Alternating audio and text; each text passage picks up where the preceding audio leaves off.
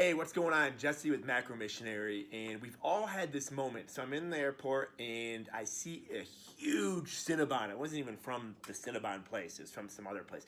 Huge Cinnabon, and I'm like, that's probably about 500 calories, easy. So I'm like,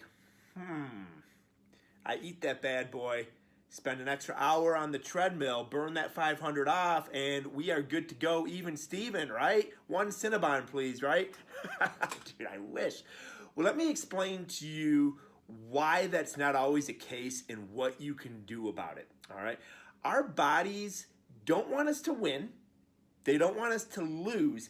They want us to reach a stalemate. So if you think of like you're in a boxing match, the body doesn't want you to deliver a knockout punch to your opponent. It doesn't want you to get knocked out by your opponent. It wants a draw. So what do I mean by that? So what I mean by that is your body wants equilibrium. So let's look at the components of total daily energy expenditure or total metabolism. All right, you have your base metabolic rate or RMR, which is about 60% of your calories burned. You have your non-exercise activity thermogenesis, which is about 20, so that's your day-to-day activity. You have your exercise activity thermogenesis, which is about 10%, and then you have your thermogenic effect of food. So when you eat, it takes a cost, there's an energy cost to digest that food. And what people don't understand is that metabolism is a moving target, okay? So we can calculate what that number is for you, but it's a moving target to keep you in the equilibrium, especially when exercise is put into play. So let's look at this moving target. Say I ate that Cinnabon. Well, my thermogenic effect to digest all of that sugar, all of those calories, would actually go up. My body would actually burn a certain percentage of those calories just through digestion. Win, right? That is a win. But what's gonna happen to keep me in equilibrium is you ever eat a huge meal and then, dude, you just wanna zonk. You just wanna zonk out. That's your non-exercise activity thermogenesis, because your body is taking energy from over here to digest this food. Your NEAT tends to go down and you just want to basically be lazy.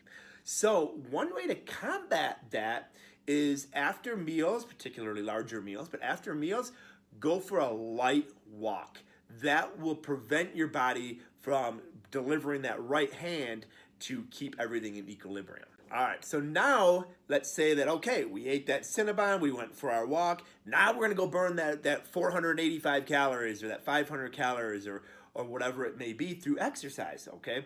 Now, the other thing that we have to realize is that is exercise above and beyond what our body's already used to. So if we do a mile run or 3-mile run or burn 500 calories a day through exercise, and that's what we've been just doing the last several months, then just doing that isn't going to obviously make up for that Cinnabon. It has to be above and beyond.